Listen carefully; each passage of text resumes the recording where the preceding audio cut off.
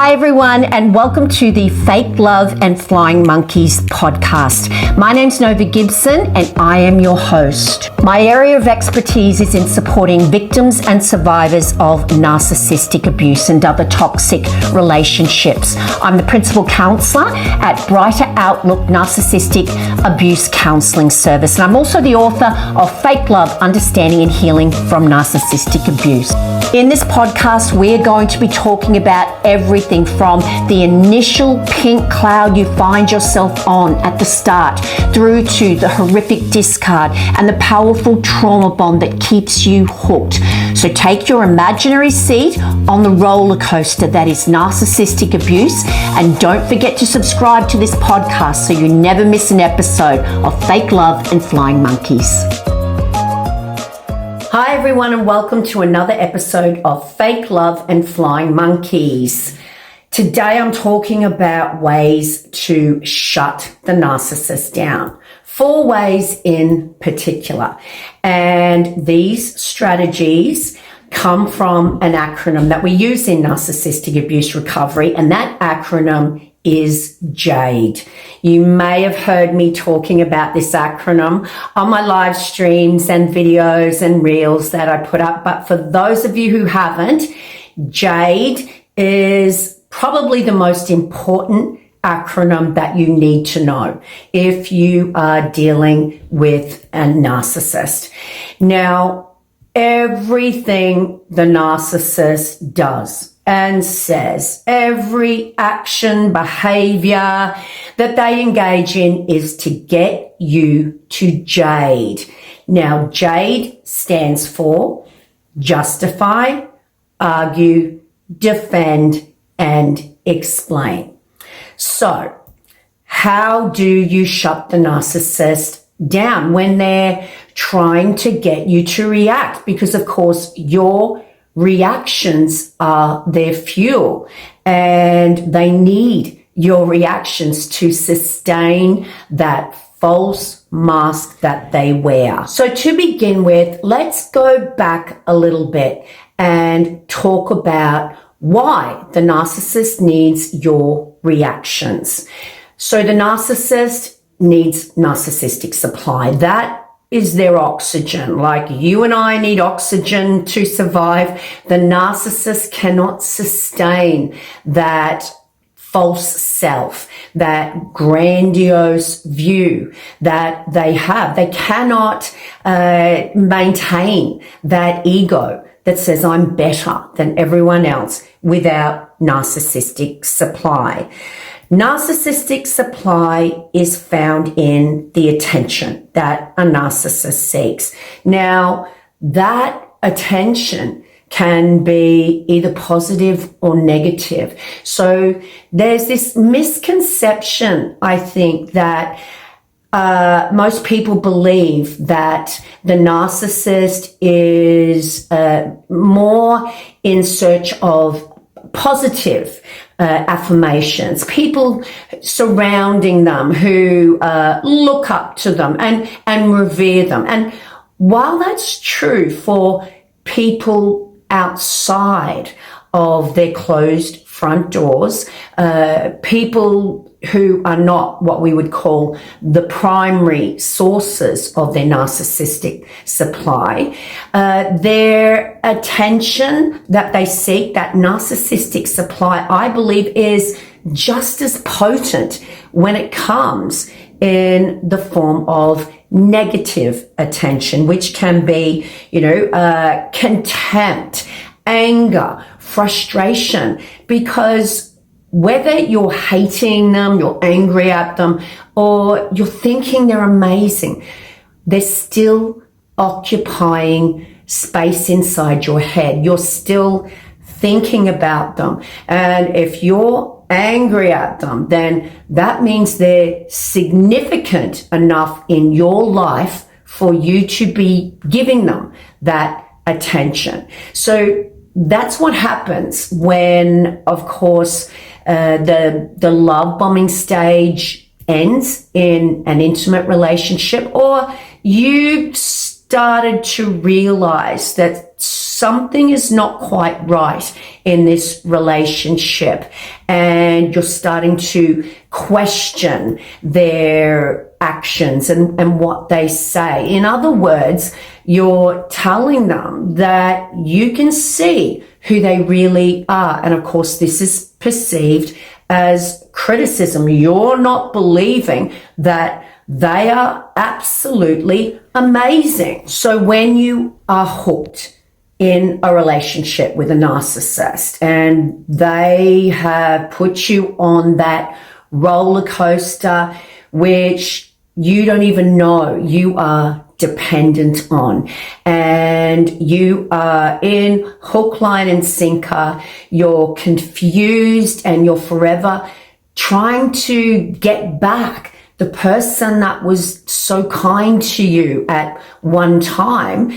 When you are hooked, that is when they will start to devalue you, because of course that is not sustainable. That person they pretend to be, who makes it all about you, that is just not something that they can keep going, because they're only interested in their end goal, which is to make it all about them. So it's got to come to an end. So what does any normal human being do when the person that treated them like gold, that they believe they could trust, that they could depend on, that person they believed would have their back anytime they needed them and would always support them? What happens when that person suddenly does this shapeshift and turns into someone they don't recognize, someone that treats them worse than any other person has ever treated them? Well, of course, any normal human being is going to react. And it's when you start to react to their confusing behavior that is at complete odds with that person that you loved, it's then that your reactions to that change in behavior will really act like the most potent source of narcissistic supply that they could ever find, because they're going to then be able to feed off your joy and happiness when they provide you with the breadcrumbs of the person you're always trying to get back, the person that made you feel good. You're always chasing that feeling again. They can feed off those positive fumes, but they can also feed off the negative supply that they get from your pain and your anger and frustration, etc. In other words, they will have this smorgasbord of narcissistic supply from your reactions to their confusing behavior and also to the breadcrumbs of love, in inverted commas, that they give you. And your reactions come when you jade with them. So when the narcissist begins to devalue you, you are going to react. And their gaslighting, their deflection, their blame shifting, their projection of their own horrible characteristics, behavior, and traits onto you, when they are doing this, you're going to jade. You're going to justify, argue, defend, and explain. There's actually two E's. E also stands for emotions. And when you are doing this, they are baiting you into continuing to do it. Now, what happens is they get fueled up. You're arguing and you're trying to prove your point. So they're like a leech on a leech's host. They're soaking up all of the supply that's coming from your reactions, and you end up feeling crazy and depleted. And it also conditions you, because you get so exhausted trying to explain yourself, it conditions you to not try and make them accountable for anything in the future. But the narcissist knows they have put a lot of work into getting you to jade at any given opportunity. So let's look at a few examples of this. Okay, let's go with justify. An example might be that in an intimate relationship, you have always been kept on a tight budget. You're berated every time you use a credit card, and you have to sit down and explain the credit card statements every time they come in. And one day you're just feeling down. If you're a woman and you think, oh my goodness, you know what? I need something to cheer me up today. So I'm going to go and get my nails done. So you do that and it feels good. You just have a little day of pampering. And then what happens? The narcissist comes home. They don't even need to see the credit card statement because they notice that you've got a new set of acrylic nails, perhaps, and then the judgment starts. How can you go and waste money on that sort of stuff when I've told you that the business is struggling and you're there just selfishly spending money on these cosmetic things that are never going to make you look any better anyway? Of course, they throw the little dig in there about your personal appearance, but basically they tell you that you were selfish, it didn't do anything to improve your looks, and that you did not listen to them when they are the ones that are doing such an incredible job of trying to keep this family together and keep a budget going, and you're just out there wasting money on something as ridiculous as getting fake nails. Now, you know that you never spend any money on yourself. You buy all your clothes secondhand and everyone else gets something before you do. You never have any type of luxury item in your life, and you're angry, you're annoyed, especially because the narcissist has no qualms in buying a new car or a new computer or getting an upgrade on their new PlayStation whenever they feel like it. So you tell them that. You justify the expense. I believe I deserve to have a little luxury every now and then. I never spend any money on myself, and I really, really am hurt that you've made such a big deal when I never ever engage in any kind of spending other than when it's on someone else. You justify the expense. Now, of course, now you know that they're a narcissist. You're not going to get a normal reaction from this person who you have just put forth a very, very good explanation and defense to, because this person doesn't care. They don't believe you deserve to have any luxury items. And of course, they want to control you. They most probably wanted you to ask their permission to spend any money on yourself, but they're more angry that you dared to stand up to them. But it's a setup.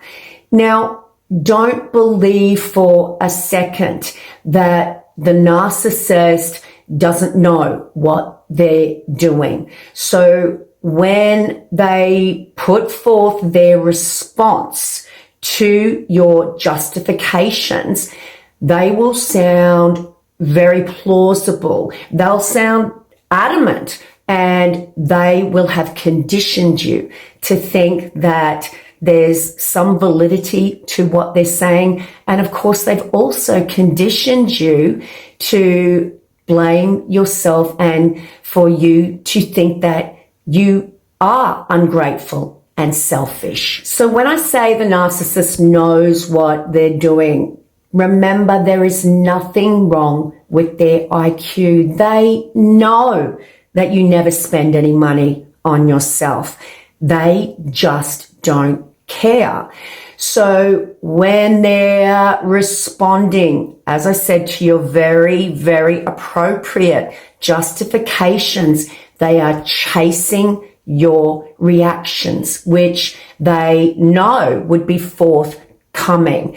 And your justifying yourself was exactly what they predicted. They gave you a situation where you were guaranteed to react. They knew you would justify yourself. And of course, they confused you. They made you either cry or get angry. Remembering negative supplies just as good as positive. They started an argument out of nothing. They got to perhaps leave and give you the silent treatment for 2 weeks, all because you appropriately justified what you should never have had to justify yourself for. Okay, so now let's look at A for argue. Let's make it a narcissistic parent this time.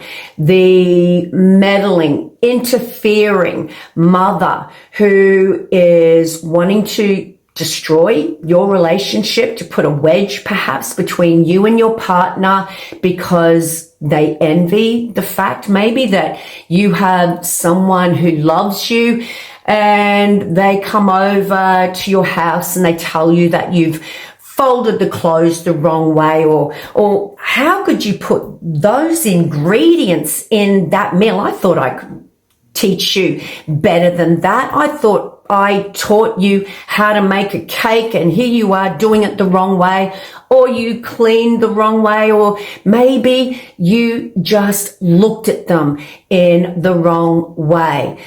What your narcissistic parent knows is that there's nothing wrong with the way you're doing any of those things. Maybe they're just different to the way they do things, but they were bored, you weren't giving them enough attention, and they wanted an argument. So what happens? You retaliate. How dare you come into my house, tell me that I can't cook and that you're the best cook in the world and that I don't keep a clean house and that I don't fold my kids' clothes the right way.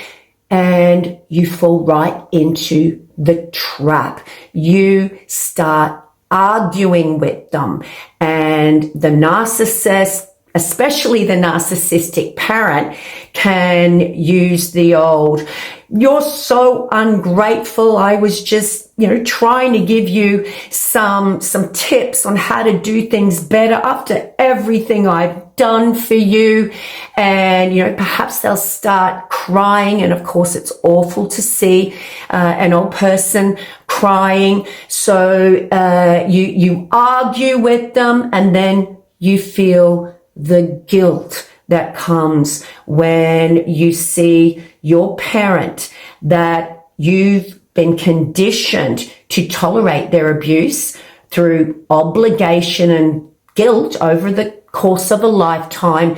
You start arguing with them, but then you end up being the one to apologize because you just can't stand the silent treatment they give you, or that you have got society on your back, the rest of your family on your back, saying, well, you've only got one parent, and you give in. Whatever the outcome is, you started arguing with them and they baited you into arguing with them, and they soaked up your reactions that came when they engaged in that setup. Now let's look at D for defend.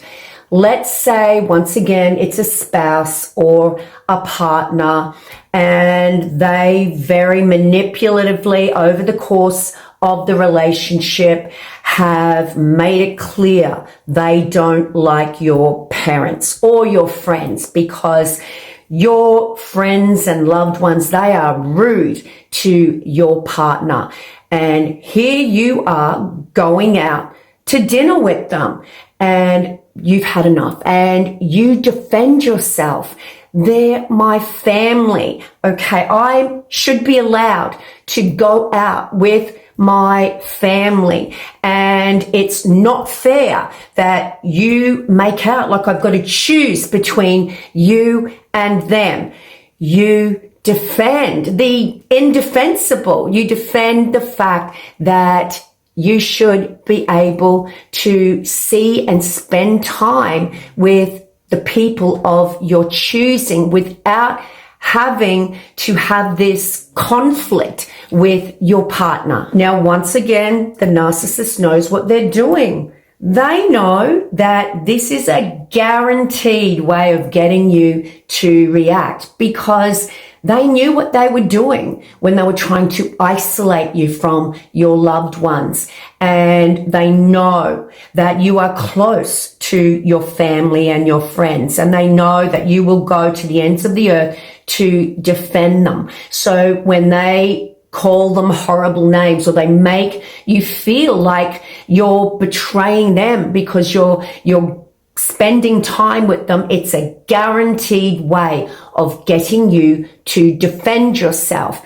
And it works because you're a normal person, and it's awful when we hear someone portraying the people that we love in a negative light. The narcissist knows that that's a no-brainer if they can see that you really do have a loving bond with these people. They know that you have these wonderful qualities and that you will stand up for them and defend yourself. And of course, they will come back with something like, your friends and your loved ones treat me like dirt, and that's okay with you. And once again, it leads them into a situation where they feel like they can punish you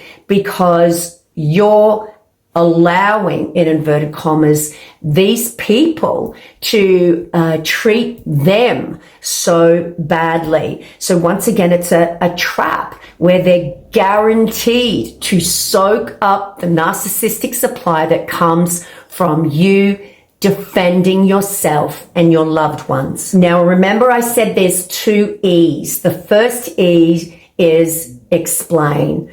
And when they're gaslighting you, for instance, they're trying to tell you something that's the equivalent of the sky is purple. Now, you know the sky is blue, and so does the narcissist.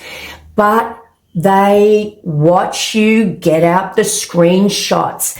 They listen to you explain why the sky is blue. You're explaining something they know, and they watch the frustration in your face, and they listen to the frustration in your voice when they say to you that, no, you're wrong, the sky's purple. And they watch you and listen to you get angry when they just won't believe you, and they keep telling you over and over again that you're wrong, and they soak up the supply that comes from you explaining why you're right. Now, always remember, guys, The narcissist already knows you're right. They just want you to go crazy while you explain while you're right, because they love it when you jump up and down, so to speak, trying to explain why the sky is blue and not purple as they're suggesting. And the last one is the second E, which is emotions. Now, whilst you are justifying and arguing and defending and explaining, you're also giving them your emotions. People who have come to see me in my counseling practice will know that I always say, when especially you're dealing with a narcissistic ex, or any narcissist really, a parent, a friend, be emotionless in your response when they're attacking you, because what they're after is for you to jade with them and give them your emotions. So, for instance, if you share custody with a narcissistic ex and your ex has sent you this 10-page email, which is just an assault on your character, but in there's one line that pertains to the children, then you keep your response very, very short and emotionless, because you don't want to fuel them up. You fuel them up, you reward them. And when we reward someone for behavior or their behavior, what we're saying to them is, that was really good. Can you please do that again? So if there's one line in that email, and if you can answer that question that lies in that one line with one word, which is yes or no, then that's what you do. Will it drive them crazy? Absolutely. And that just proves that what they really wanted was for you to get emotional, because then they know you are thinking about them, and you're probably going to be thinking about them all day, if not all week. So please, if you don't remember any acronym, and there's quite a few that we use in narcissistic abuse recovery, please remember this one, guys. JADE, J-A-D-E. Everything the narcissist does and says is to get you to jade. They want you to justify and argue and defend and explain and get emotional. So let's look at what happens now when you stop rewarding them, essentially, for their behavior, and you fail to fall into their trap with their manufactured conflict. So what happens? You shut them down. Now, they may not do this immediately. When they've had control over your emotions and your reactions for so long, and they realize they've lost control, they're starting to lose control because you're not reacting the way you used to, they're going to be angry. They're going to be very frustrated. So most probably, to begin with, they will ramp up the behavior. Okay, that didn't work. It used to work so well with her. So I'm going to up the ante now. I'm really going to step it up a notch, because when I say this, I know that she's going to justify and argue and defend and explain. So expect for them to ramp it up a notch. And that's when you've got to be really strong and continue to ignore them. Ignore them, or give them very, very little response. Emotionless response with as few words as you possibly can. Now, they may try again and again, but it's going to be a lost cause when they finally realize that no matter what they do, you just don't take the bait anymore. Now, the goal is to become so boring that they go somewhere else for their narcissistic supply. So we all do it, guys. We all jade. It's a normal human response. And I bet that when you look back over this relationship and you start to remember all of the times that you walk straight into the trap, I don't want you to feel guilty nor ashamed, because it's a normal human response. When you hear falsehoods about yourself or the people you love, it's normal to want to correct those lies and falsehoods. So now that you know, when the narcissist communicates with you, if you have to have any type of communication with them, keep it to a minimum. And remember the JADE acronym. Watch them or listen to them as they start to flail. They will be like a fish that's just been hauled into the boat, and you see that fish flipping around on the bottom of the boat. Why? Because it's without its life-giving source and it's out of its environment. And that's what I picture a narcissist to be and to look like when you fail to react on cue.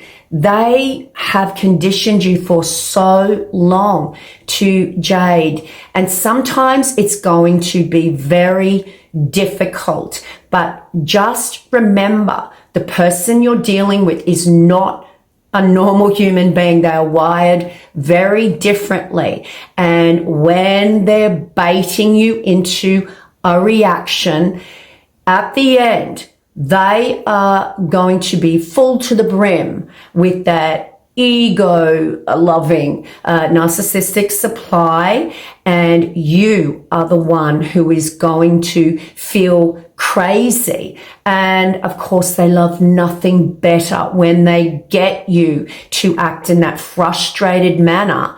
They love nothing better than to then use your reactions against you, to flip the script and call you the crazy one. When you stop jading with the narcissist and you are so aware of what they're doing, it is empowering, guys.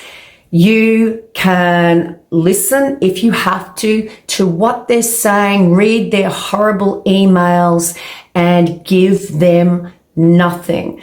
It's normal to want to reply to them and correct them, but it's actually going to have the opposite goal to what your goal is. The end result is that you're rewarding them and you're teaching them to do it again and again. So yes, remember, don't walk into that trap and cross your legs, bite your tongue, do whatever it takes to not justify and argue and defend and explain. And hopefully you will be teaching them that you are never going to be a narcissistic snack for them ever again. And if they want that kind of reaction, they're going to have to go elsewhere for it. And that brings us to the end of another Fake Love and Flying Monkeys episode.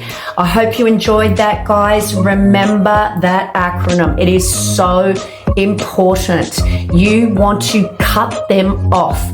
Cut them off at the knees from their supply so you can heal and get on with your life. Remember, when you stop rewarding them, it's not about punishment or revenge, although that will be a bonus. It's about you and your healing and being able to get on with your life without them engaging in that behavior in the future. You want them to leave you alone. So until the next episode, guys, if you would like to have a one-on-one counseling session with me via Zoom, no matter where you are in the world, just see my website link in the description.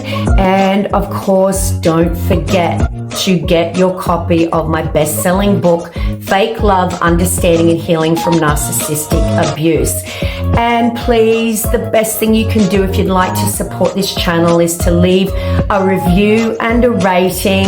And if you're looking for something else to do, there's a link there where you can buy me a cup of coffee. I love coffee.